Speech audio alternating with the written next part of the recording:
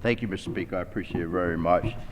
Mr. Speaker, today I rise to honor and commemorate the 192nd anniversary of Greek Independence Day. Like the American revolutionaries who fought for independence and established this great republic we call the land of the free and the home of the brave, Greek freedom fighters similarly began an arduous struggle to win independence for Greece and its people 190 years ago, of course, March 25th. The Greeks faced 4 centuries of Ottoman oppression, a David versus Goliath situation, if you will.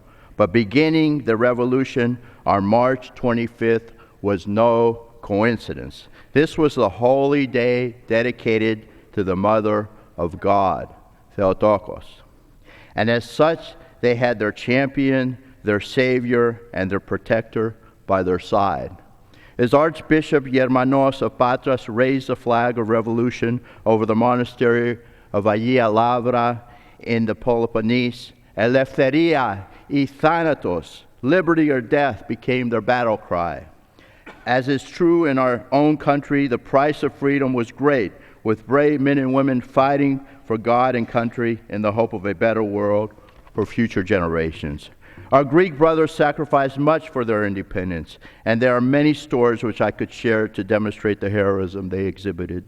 Most Greeks will remember that of Athanasios Diakos, a legendary hero, priest, patriot, and soldier who led 500 of his men in a notable stand against 8,000 Ottoman Turk soldiers.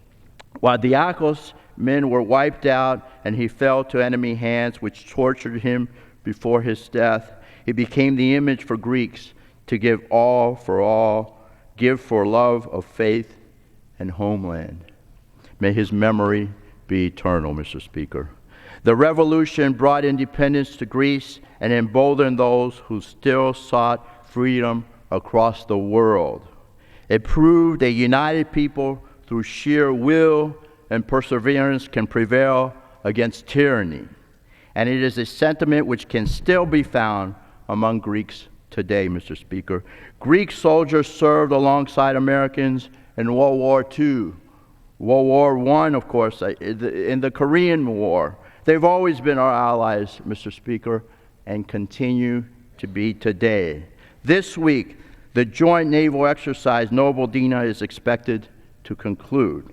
And for the 3rd year, the navies representing the United States, Greece, and Israel have come together to engage in the maritime evacuations and search and rescue drills, a symbol of the ongoing and growing friendships between the countries. The lessons the Greeks taught us in 1821 continue to provide strength to victims of persecution throughout the world today. By honoring the Greek struggle for independence, we reaffirm the values and ideas that make America great. Each time I perform my constitutional duties, I am doing so in the legacy of our American forefathers and the ancient Greeks. As Thomas Jefferson once said, "To the ancient Greeks, we are all indebted for the light which led ourselves, American colonists, out of Gothic darkness." We celebrate Greek Independence Day to reaffirm the common democratic heritage we share.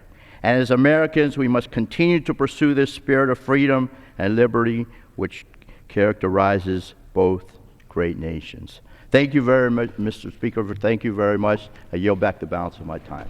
The gentleman yields back. Alas. The gentleman yields back. The chair recognizes the gentleman from Virginia, Mr. Ridgel, for 5 minutes.